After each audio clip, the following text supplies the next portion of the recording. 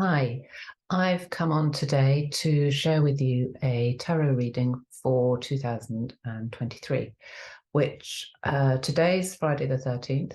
Uh-oh, right, but never mind. And I actually did this spread on the 11th, still in the beginning of the year.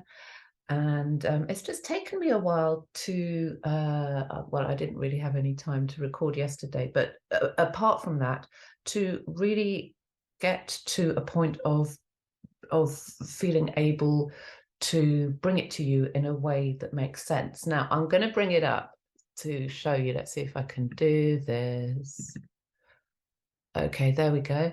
So you can see it's a 12 card spread. It's quite big.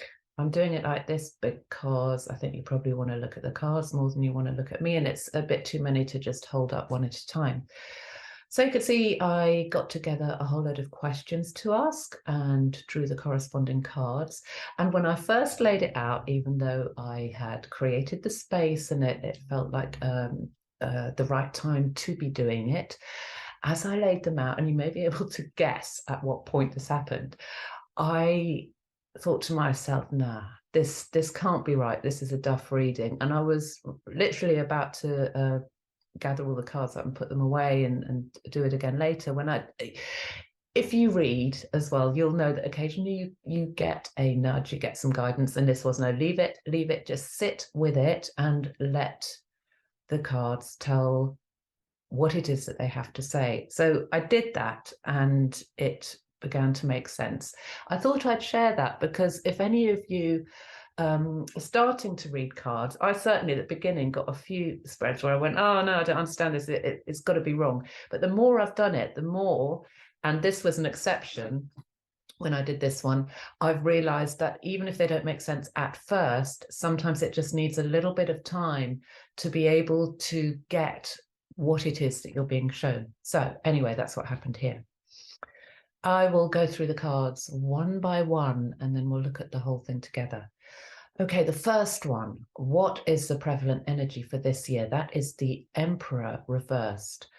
And another thing that's quite interesting is what deck you're drawn to use. I've spent a lot of my time using the more familiar Rider-Waite deck with the illustrations by Pamela Coleman Smith. I hope I've got her name right.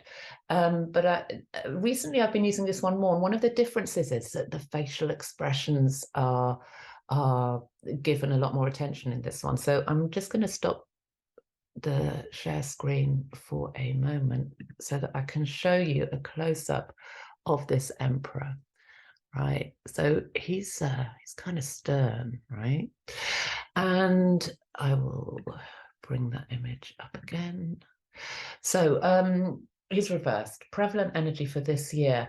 The Emperor is one of the major arcana cards, so an archetype, and he is the archetype of masculine energy. It doesn't mean men, it means the masculine energy. In some cases, it could be the divine masculine energy, to do with ruling in a caring way. It can be a kind of fatherly energy. When it's reversed, and in this particular spread, it's got a twofold meaning. It's the less fatherly kind of energy, or the kind that you might want, the less nurturing energy of the masculine, of the ruling, guiding masculine. So it's cold. It can be ruthless. It can be cruel.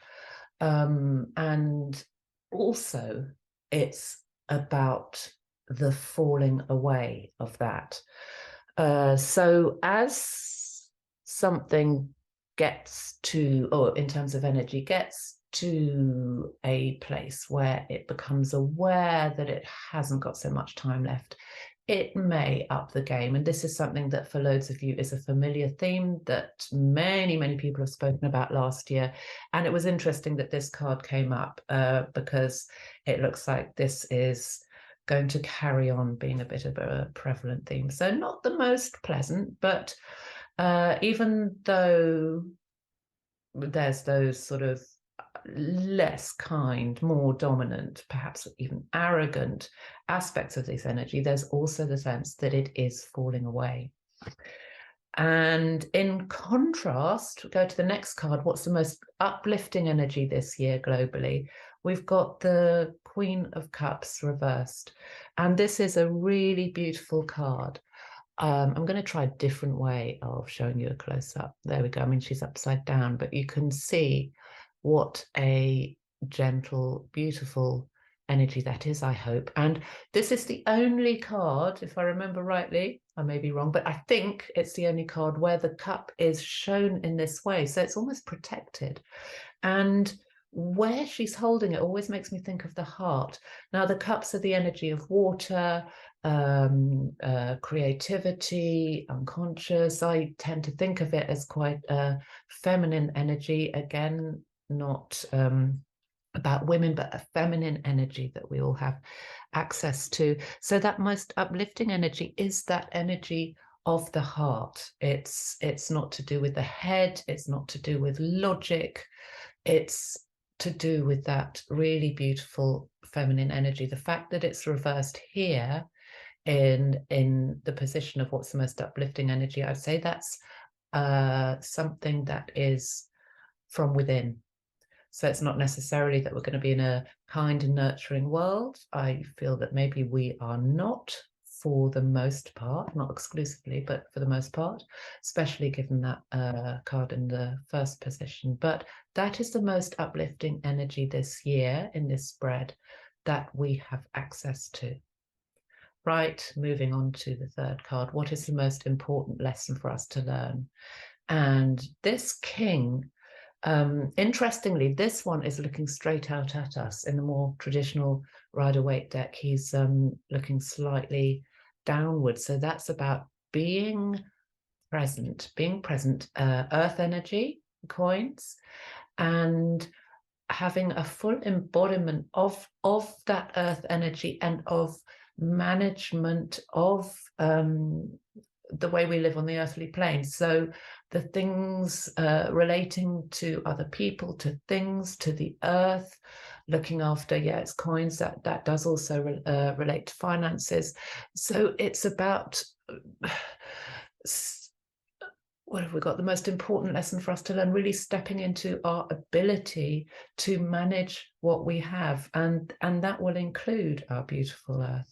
So individually, yes, but also collectively. There we go. Number 4. What do we need to pay the most attention to? Now, that's another king. This is the King of Wands reversed. And the King of Wands is fire energy, and that energy is to do with what fires us up, passions. It can be quite a sort of active energy. This one, again, a bit like the Emperor above, I am seeing as a twofold energy. What we need to pay attention to is when that is not manifesting in its highest form, say. So that can also be a card signifying arrogance, perhaps forging forward without much thought, trampling over other people. And as it's reversed here, I'm reading it as something we need to pay attention to when that is occurring, perhaps in the outside world, but also perhaps within us, because reverse cards could sometimes be an internal energy, much as I read the Queen of Cups earlier. So let's pay attention to that. And at the same time, look out for what hidden energy we need to become aware of, which is that most beautiful of cards, the Three of Cups. And it's interesting to think how that could be a hidden energy. There might be times if things do feel dominated by this very patriarchal, ruthless energy, when it's hard to see, hard to notice, hard to open ourselves up to the joy of companionship, of being with other people and enjoying being with other people, you can see how light-hearted and joyful that card is, and that really is what it's all about. Again, water energy. So if that feels hidden, then the advice here is to become aware of it. And if it feels difficult to become aware of it, to look for it. The more we look, the more we become aware of things, right? And the more we open up to them. Now we'll move on to the next row at the 6th card. What is our highest potential for this year? This was a curious card because it's a card that does signify taking time out, rest, meditation. I'll do a close-up with that one again. You can see that the reclining figure looks like it could be made of stone, so very still, but there's the most color in this picture is that stained glass window. And even though when we talk about rest and meditation, you might think that's to do with the physical body or with the emotions, it's swords. And swords is air, and it's to do with our intellect, communication, our thoughts, our beliefs, even our logic. And so it's all about the highest potential is about becoming aware, but becoming aware through being still and through allowing ourselves the time and the space to really get to know what it is that we think, what it is that we believe. And the stained glass window indicates that this isn't just about reading the newspaper or listening to something. It's also about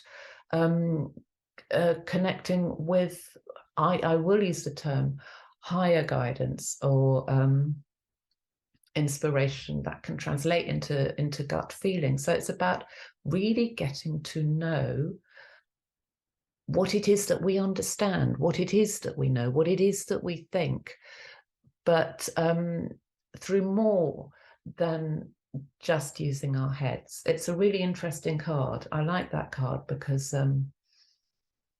it has multiple meanings. And it's very much connected with the next card. And this is the card that threw me. It really did, because the question is, what will support us in reaching our highest potential? And we get the devil. So I was like, no, that cannot be the case initially. But when I took the time to think about it, it came to me that part of this process, we'll get these up together, part of this process about really getting a deep understanding through stillness, through possibly meditation, but just it's all about taking the time and the space. And part of getting to know what we do know, what we do believe, what we do understand is facing what it is that has been causing confusion. See, the devil character itself is the biggest image in that picture, but a lot of it is to do with those chains, those two people down below that are bound, and they are bound. I will stop using the term the devil. I think it's about denser energies, lower vibrations, things that are, whether they're deliberate or not deliberate, chain us to behaviors, beliefs, emotions that are in that lower vibration. And so in answer to that question, how exactly did I phrase it? What will support us in reaching our highest potential? It is about facing it. It's about I will use the word again, looking the devil in the face, as it were, and seeing where that energy is operating. If the devil or lower, I'm using it again, aren't I? Lower vibrational energies looked like that, it would be kind of easy to recognize them, wouldn't it? We just go, and run away. But they don't often. They come in the form of, it would just be easier to do this. Part of us certainly knows that it may be easier, but it's not necessarily the best thing to do, or not necessarily in our best interests. Fear is a chain that can bind us to certain beliefs again, to hearing things in certain ways, to understanding things in certain ways, and to acting or not acting, as the case may be. The devil can be, I said I wouldn't use it, I'll keep doing it. Those energies can be very seductive. They can persuade us that they're for our own good. And we have heard for a long time a lot of things that are told to us that are in our highest good, or for our own good, or for our well-being, or for our safety. Some of them are, some of them may not be. So it's about going beyond the, oh, it would just be so nice to just believe that, or it is so nice just to let other people take care of that and just accept whatever I'm told. We need to, and some of it may be in our best interest. Some of it may be for our safety, but there may be times when it's not. Think about that phrase, it's for your own good, when we tend to moan about our parents having said it, or when our children moan about us saying it. It's for your own good to do this, that, and the other. There are many things that have been done in history in the name of the benefit of the people that are being persuaded that it's something that they should go along with.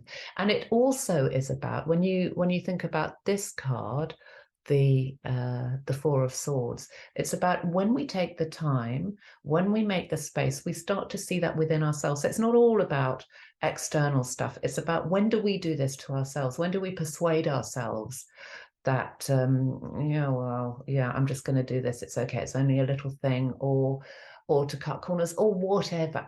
It doesn't have to be a big thing. It's not necessarily a big, scary, horrible thing. It can be those little things. So reaching our highest potential, that's the aim.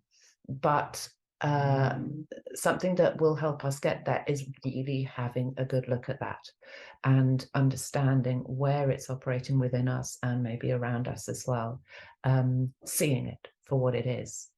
Now, what may get in the way of that? And it's so tempting to not see things. It's a lot easier to not see things. And this character here is carrying a whole lot of wands, and it's a heavy burden, but he's carrying them himself. It's a 10 of wands, again, fire energy. So it's the end, it's reaching the end of a cycle of a period of growth, a period of understanding. And once that burden is released, then we can move on to the next cycle. This guy is not really understanding that at this point, but and I say that because of the question, what may get in the way? What may get in the way is actually just not being able to see the wood for the trees, not being able to let go of what we've been carrying for a long time that doesn't really serve us, but it could be so familiar that we don't actually want to let it go. So that could well get in the way, couldn't it? Because if we really start to make space, I think back to the card, the Four of Swords, and that lying down. When people, for example, first start to meditate, if they've never really given themselves that space for beliefs, thoughts, feelings that when we're busy, we don't really recognize. When they first start appearing, there can be moments of it feeling really uncomfortable, a little bit frightening. So we'd rather just have that, the thing, hang on to those things that we're familiar with and not let go of them, not face those things, not look at them. Of course, it's a beautiful process to be able to get to know yourself, but bits of it can be uncomfortable. So there are times when we kind of go, ooh, rather not, let's just carry on carrying those sticks, and hopefully nothing will change. We don't want to move on to the next step. So makes sense that would get in the way. And what will help in counteracting that? This is kind of a double message because it comes underneath the Three of Cups. That Two of Cups is about communion and communication with another. It's showing a man and a woman. It doesn't have to be a man and a woman, but it's about heartfelt, again, it's cups, water, heartfelt communication.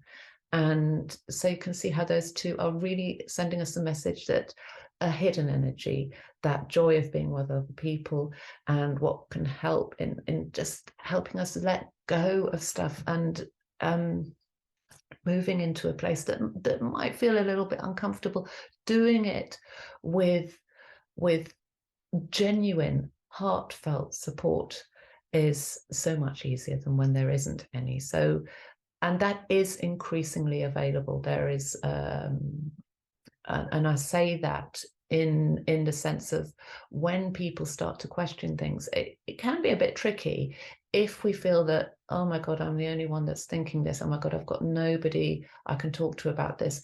There are so many people who have been questioning and are exploring, you know, what is it? What is it that I see? What is it that I believe? What is sort of lower energy and what isn't?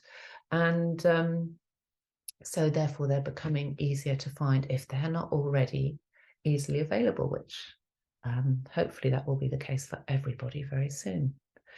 Right, and then we get down to the lowest level, which are action, asking about action. Overall, I better move this little window. Overall, what should we do more of?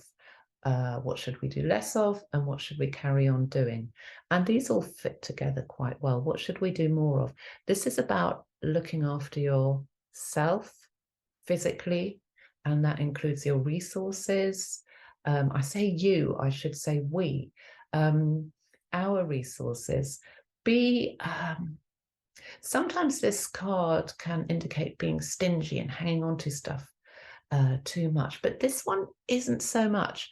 In here, it's about looking after things, paying attention. It links to that King of Coins that was further back in the spread. What should we do less of? This is a wonderful card, the Fool, and it often represents somebody who is perfectly ready to walk off into the unknown with absolute faith that he'll be okay. And he has everything that he needs on his back. It can be a very wonderful card. In this instance, and especially because it says, what should we do less of? It's about less having your head in the clouds, less assuming that everything is okay, less hoping that everything is okay, less acting as though if I just carry on, everything will be fine. I don't really need to do anything about it. Just keep going because I just trust that everything will be fine. It's advising us not to do that. The Fool is setting off on his journey. The 22 cards of the Major Arcana are all about the Fool's journey and the various archetypes that he comes across. In this position, reversed like this, he actually is a bit of an idiot. And that's what it's saying. Don't be a fool. Yeah, that's it really. And then we go to what should we carry on doing? And that's about looking after other people. It balances these two, the 10 and the card in the 10th place and the 12th place complement each other. I believe it's to do with looking after what it is that you have, what it is that we've got around us, our home, food, again, harking back to the idea of our planet. And this is about looking after other people too. It's about balancing what we have, and it's not just about the stuff, it's also about our physical being. So looking after our own health, and that enables us to give to other people in whatever form, whether it's actual resources, money, help, shelter, helping people with their health. But look at the scales there. It's about not overdoing it, because if we get ill, if we get to the kind of state where we can't help other people, then that's not too helpful to anybody. So overall, this is quite a how should I put it? I can't find the word now, which happens sometimes when you're recording yourself, or at least it does to me. But I think the prevalent theme seems to be about, within a context that may not be the most nurturing, is finding the ways, connecting with the ways of being able, for all of us to be able to nurture ourselves. Part of that involves looking after ourselves and other people physically. And there's also a big element of being still and really, really making space to figure out where we are in terms of our own morals, our own beliefs, where we stand, basically. This whole spread is quite still. There's not a lot of action in it. In fact, I'd say there is no action in it. It's all about finding where we are, being able to look after ourselves while we're doing it, and connecting to the joy of connection, apologies for that bad sentence, with other people. Right, and I think I'm going to leave it there. I hope that's helpful in some way. Bye for now.